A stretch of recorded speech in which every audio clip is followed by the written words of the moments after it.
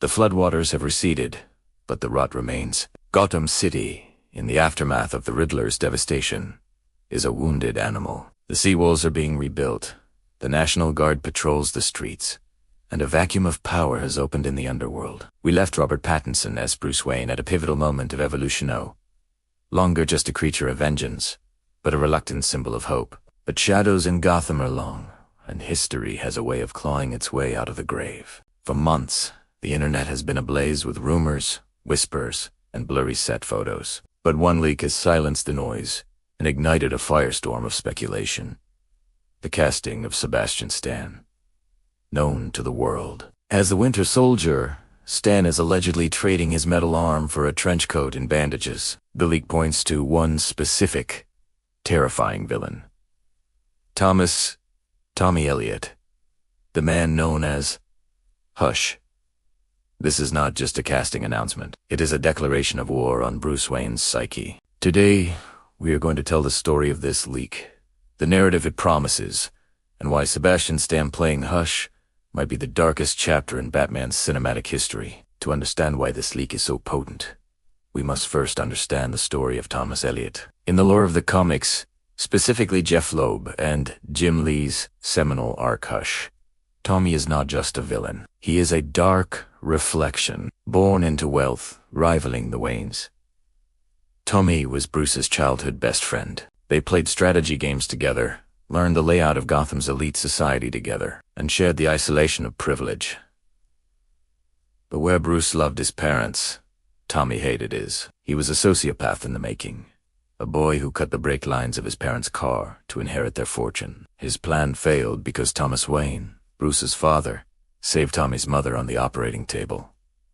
Tommy didn't get his inheritance. He got a lifetime of resentment. He watched Bruce get everything. Tommy wanted freedom from parents and unlimited wealth through a tragedy that Bruce would give anything to undo. The alleged plot of The Batman Part 2 brings this dynamic into Matt Reeves' grounded noir universe. The story begins not with a bang, but with a surgery. We are introduced to Dr. Thomas Elliot, a brilliant, celebrated neurosurgeon working at Gotham General. He is charming, handsome, and intensely private. But beneath the surgical mask lies a festering wound of jealousy that has been infected for 30 years. So why Sebastian Stan?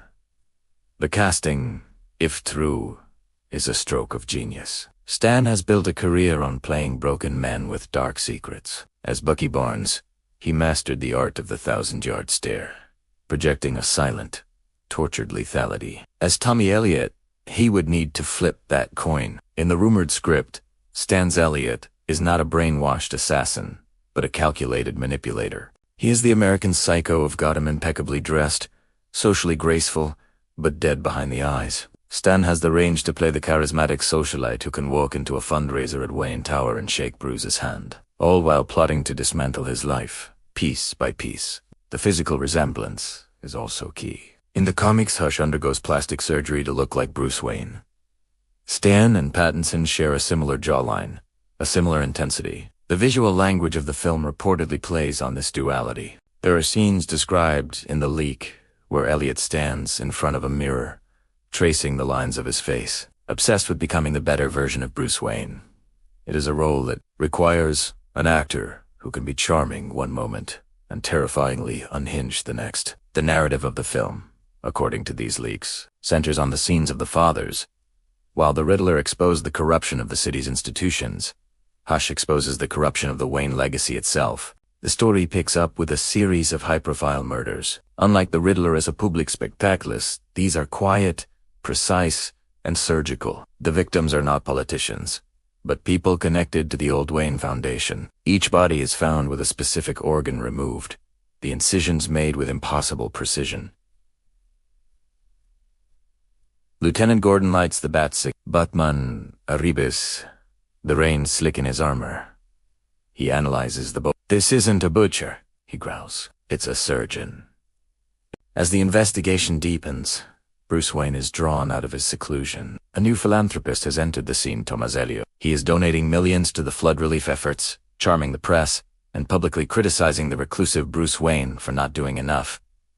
"Where's the Prince of Gotham?" Elliot asks the cameras, hiding in his tower while his city drowns. It is a psychological attack. Elliot attacks Bruce in the daylight with words and money, and attacks Batman in the shadows with strategy and violence.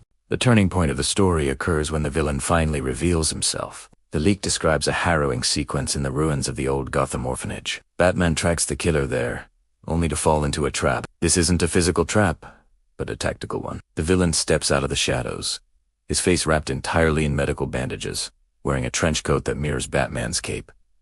He quotes Aristotle and Shakespeare. He knows Batman's fighting style. He anticipates every move. They fight, a brutal, bone-crunching brawl in the mud and rain. Batman is shocked to find that this enemy fights like him using the same martial arts forms they likely learned as children, or that Elliot studied obsessively to counter. "Who are you?" Batman demands, battered and bleeding. The figure stops, tilting his head. "I am the silence that follows the thunder, Bruce. I am the friend you forgot." The revelation that the killer knows Batman is Bruce Wayne raises the stakes to an impossible level. The Riddler figured it out, but kept it a secret to maintain the game. Hush uses the secret as a weapon. He begins targeting Alfred. He hacks the Bat computer. He invades the sanctity of the Batcave. The third act of the film, as detailed in the alleged plot leak, is a masterclass in psychological horror. Sebastian Stan's performance shifts from the cool, collected surgeon to a manic, desperate force of nature. Hush's plan is revealed. He doesn't just want to kill Bruce, he wants to replace him. He has been performing surgery on himself, altering his appearance to become a perfect doppelganger of Bruce Wayne.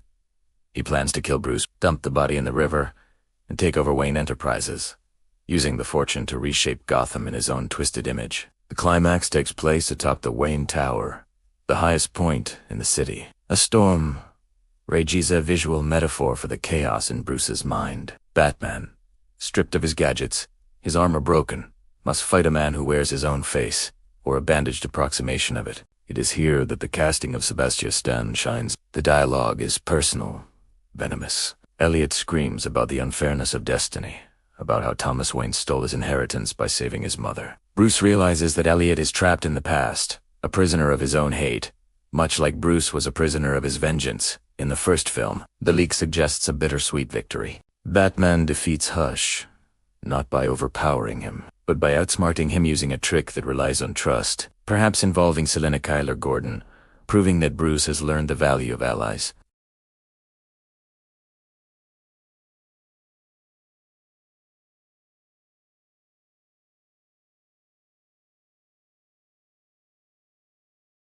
The secret of Bruce's identity is now known by a man who is still out there. The sanctity of Wayne Manor is violated. The film ends with a chilling montage. We see Sebastian Stan, bruised and broken, stitching his own wounds in a dirty mirror in a hidden safe house.